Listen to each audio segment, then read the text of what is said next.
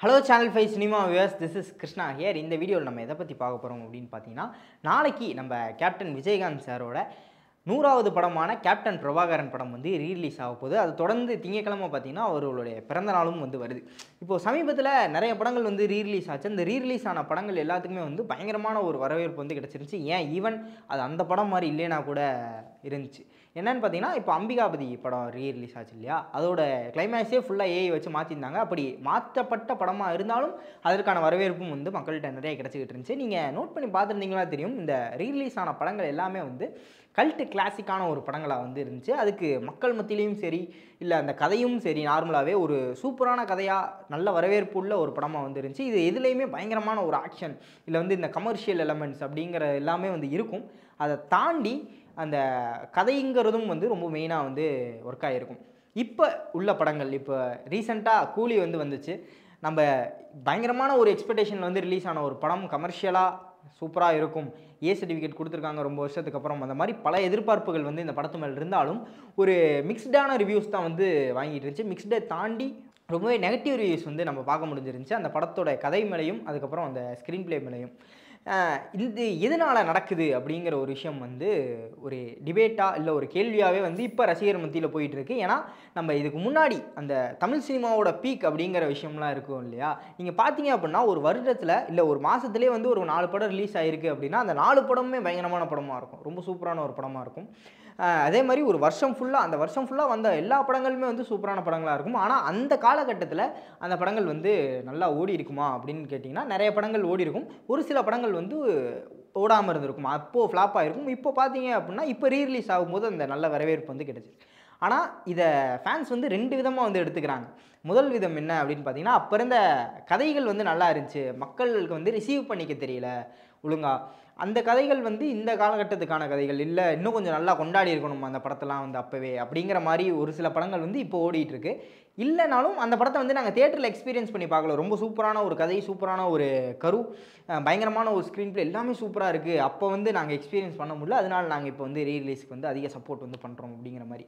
இது நெகட்டிவாகவும் வந்து நிறைய இடங்களில் போய்கிட்டு இருக்குது. நெகட்டிவாக எந்த மாதிரின்னு பார்த்தீங்கன்னா, இப்போ ரிலீஸ் ஆகி நிறைய ஓடாத படங்கள்லாம் வந்துருக்கு இல்லையா, கொஞ்சம் கிட்டத்தட்ட ஃப்ளாப்பான படங்கள்லாம் வந்துருக்கு இல்லையா, இதெல்லாம் இப்போ இருக்க ஆடியன்ஸ் வந்து சரியில்லை, நீங்கள் வந்து சரியாக ரிசீவ் பண்ணிக்கிற மாட்டோம், இதே மாதிரி இன்னொரு 10 வருஷம் கழிச்சு, இன்னொரு 5 வருஷம் கழிச்சு இந்த படங்கள்லாம் ரீரிலீஸ் ஆகும்போது வந்து கொண்டாடப்படும் அப்படிங்கிற மாதிரி ஒரு சில பேர் தப்பாக வந்து நிறைய படங்களை வந்து எடுத்துக்கிறாங்களோ அப்படிங்கிற ஒரு கேள்வி வந்து எனக்கு இருக்குது. இதை பற்றி நீங்கள் என்ன நினைக்கிறீங்க அப்படிங்கிறத கமெண்ட்டில் சொல்லுங்கள், அது அதுக்கப்புறம் நான் பார்த்து தெரிஞ்சுக்கிறேன்.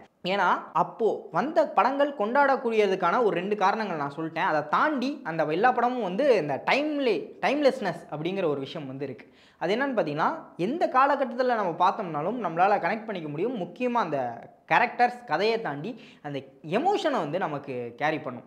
இப்போது ரீசெண்டாக நாளைக்கு ரிலீஸ் ஆக இருக்கக்கூடிய படம் பார்த்தீங்கன்னா கூட ரொம்ப சிம்பிளான ஒரு ஒன்லைன் தான் இருக்கும். அதில் இருக்க கேரக்டர்ஸ் எல்லாமே வந்து நம்ம என்ஜாய் பண்ணி பார்க்கக்கூடியதாக இருக்கும். அவ்வளோ டென்ஸாக, அவ்வளோ சீரியஸாக எந்த சீன் இப்போ நம்ம பார்க்கும்போது எந்த சீனுமே வந்து அவ்வளோ இன்டென்ஷனாக, அவ்வளோ சீரியஸாக வந்து இருக்காது அப்படின்னு வைங்களேன். அப்படி இருந்தாலும் அந்த படத்தை நம்மளால் என்ஜாய் பண்ண முடியும்.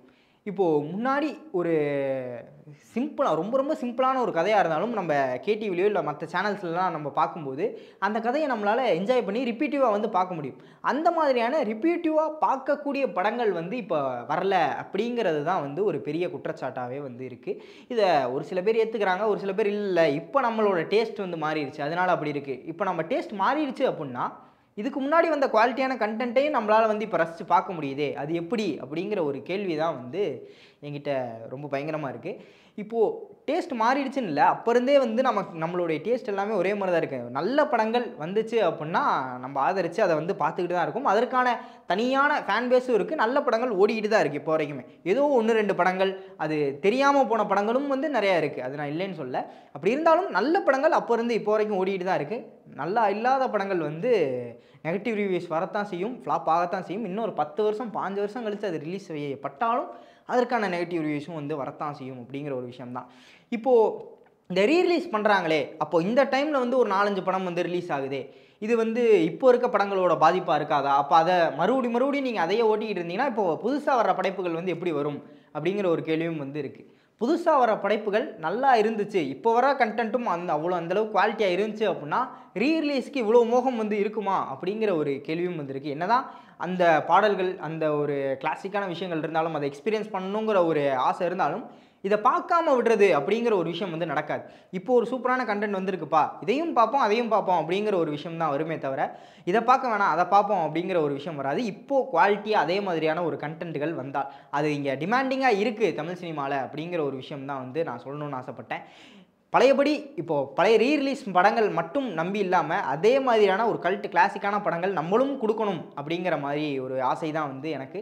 அது கூடிய சீக்கிரம் நடக்கும். புது புது எல்லா டெபியூ டேரக்டர்ஸ் தான் வந்துக்கிட்டு இருக்காங்க. அவங்க மறுபடியும் தமிழ் சினிமாவை அந்த கோல்டன் ஏஜ் பீரியடுக்கு வந்து கொண்டு போவாங்க அப்படிங்கிற ஒரு நம்பிக்கை எனக்கு இருக்குது. இதே மாதிரி நீங்கள் என்ன நினைக்கிறீங்க இந்த விஷயத்தை பற்றி அப்படிங்கிற உங்களுடைய கருத்துக்களை வந்து கீழே கமெண்ட் பண்ணுங்கள். நானும் பார்த்து தெரிஞ்சுக்கிறேன். இதே மாதிரி இன்னொரு ஆசமான வீடியோவில் உங்களை வந்து சந்திக்கும் வரை விடைபெற்றுக் கொள்வது நான் உங்கள் விஜய் கிருஷ்ணா. சரிங்களா? பாய்.